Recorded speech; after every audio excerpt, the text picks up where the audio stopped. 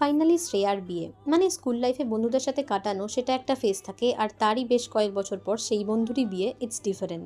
সকালে একটা কাজ থাকার জন্য যাওয়া হয়নি, কিন্তু বিকেলে রেডি হওয়ার সময় শাড়ি কী পরবো বুঝতে পারছিলাম না, ফাইনালি এইটাই পরে নিয়েছি। তারপরে ঈশা আর তনুশ্রীর জন্য ওয়েট করছিলাম, ওরা আসার পর চলে গেলাম ভেন্যুতে।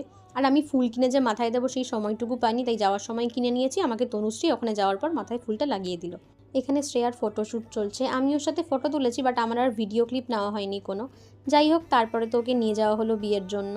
স্কুল শেষ হয়ে গেছে, বেশ কয়েক বছর হয়ে গেছে, কিন্তু স্কুলের কোনো বন্ধুর বিয়ে মানে আলাদাই নস্টালজিক ফিল হয়। মানে তখন একরকম দেখে এসেছি, আর এখন সবার লাইফ চেঞ্জ হচ্ছে, তো এই আপগ্রেশনটা পুরোপুরি আলাদা। এদিকে তো একে একে সব নিয়মগুলো হচ্ছে, আর ওদিকে আমরা চলে গেছিলাম একটু স্টার্টার খেতে। অ্যান্ড সেদিনকে ঈশাকে আর তনুশ্রীকেও খুব সুন্দর লাগছিলো, মানে পুরো ব্রাইডসমেডই লাগছিলো। তারপরে আমি চলে গেছিলাম খাওয়া দাওয়া করতে, আর একা খেয়েছি বলে আর বেশি ক্লিপ নিইনি। দেন নিচে এসে দেখলাম শ্রেয়া সিঁদুরদানটাও কমপ্লিট। আমি তো অ্যাজ ইউজুয়ালি দেখতে পাইনি, তো পরে ওদের কাছ থেকে এই ক্লিপটা নিয়েছি। আর শ্রেয়ার মুখটা এমনিই খুব মিষ্টি, আর সেদিনকে ওকে অসম্ভব মিষ্টি লাগছিল। দেন সিঁদুরদান হয়ে যাওয়ার পর তো পুরো মুখটাই চেঞ্জ। তারপর ঈশাদের সাথে কিছুক্ষণ গল্প করে আর ফটো তুলে দেন শ্রেয়ার সঙ্গে দেখা করে চলে আসলাম বাড়ি। দেখা হচ্ছে আবার খুব শিগগিরই নেক্সট ব্লগে। বাই।